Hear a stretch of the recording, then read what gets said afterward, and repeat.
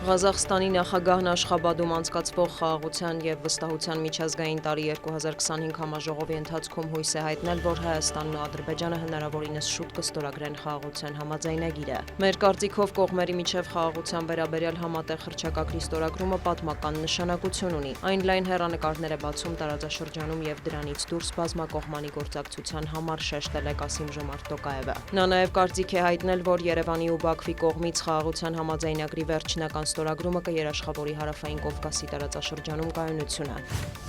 Թուրքմենստանում հանդիպել են Ռուսաստանի և Թուրքիայի նախագահները։ Վլադիմիր Պուտինը և Ռեջեփ Էրդողանը քննարկել են երկկողմ հարաբերությունների զարգացման դինամիկան, անդրադարձել գործակցությանը առևտրատնտեսական ոլորտում, մտքեր փոխանակել համատեղ նախագծերի, այդ թվում Ակկույու ատոմակայանի շինարարության շուրջ։ Օրակարգում են եղել Ուկրաինայում զարգացումները։ Ըստ թուրքական կողմի Պուտինը և Էրդողանը քննարկել են նաև Հարավային Կովկասում խաղաղության գործընթացը։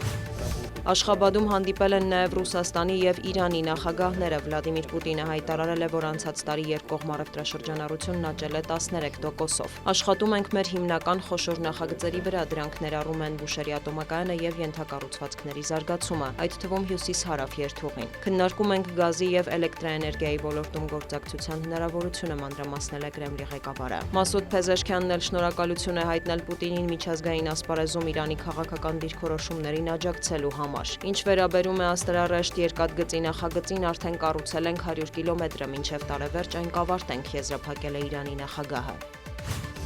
Ուկրաինայի նախագահը հայտարարել է, որ տարածքների հնարավոր զիջման հարցը պետք է որոշեն ուկրաինացիները։ Վոլոդիմիր Զելենսկու խոսքով դա կարող է տեղի ունենալ ընտրությունների կամ հանրաքվեի միջոցով։ Նա նաև հաստատել է, որ Կիևը Վաշինգտոնին է ներկայացրել ռուս-ուկրաինական կարգավորման ծրագրի թարմացված տարբերակը։ Զելենսկին հավելել է, ըստ Միացյալ Նահանգների կարգավորման շրջանակում Ուկրաինայի արևելքում հարկավոր է ստեղծել ապառազմականացված ազատ տնտեսական գոտի, սակայն թե ով պետք է վերահսկի այդ տարածքը, Ռուսաստանը թե Ուկրաինան, Վաշինգտոնը չի հստակեցրել։ Նախագահը տեղեկացրել է, որ այժմ բանակցային ամենավիճելի հարցը Դոնեցկի մարզի և Զապորոժիեի ատոմակայանի ապագա կարգավիճակի շուրջ են։ Նաև Վաշինգտոնը չի ցանկանում, որ մենք լինենք ՆԱՏՕ-ում, ինչ են նրանք այդ ուղղությամբ քննարկել Ռուսաստանի հետ, չգիտենք, հավելել է Ուկրաինայի նախագահը։ Ինչ վերաբերում է Դոնալդ Թրամփի հայտարարությանը, որ Ուկրաինայում անհրաժեշտ է նախագահի ընտրություն անցկացնել, Զելենսկին պատասխանել է. պատրաստ է, սակայն դրա համար պետք է հրադադար հաստատվի, ինչը սակայն Մոսկվայի համար անընդունելի է։ Զելենսկին նաև հայտնել է, որ Կիևը և Վաշինգտոնն առաջիկայում անվտանգության երաշխիքների, Ուկրաինայի վերականգնման և տնտեսության ոլորտներում գործակցության համաձայնագիր կստորագրեն։ Նաև չնայած Խարկովի մարզի Կուպյանսկը գրավելու մասին ռուսական կողմի հայտարարություններին, Վոլոդիմիր Զելենսկին այցելել է այդ քաղաք։ Նա հայտնել է, որ ուկրաինական ուժերն այդ ուղղությամբ հաջողություններ ունեն։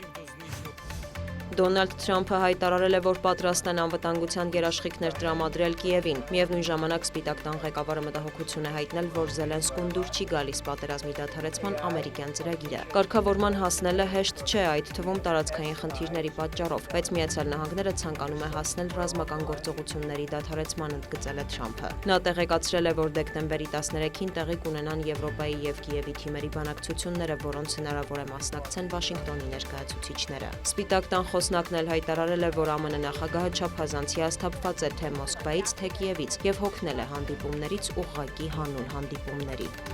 Դիանա Գասպարյան, լուրեր։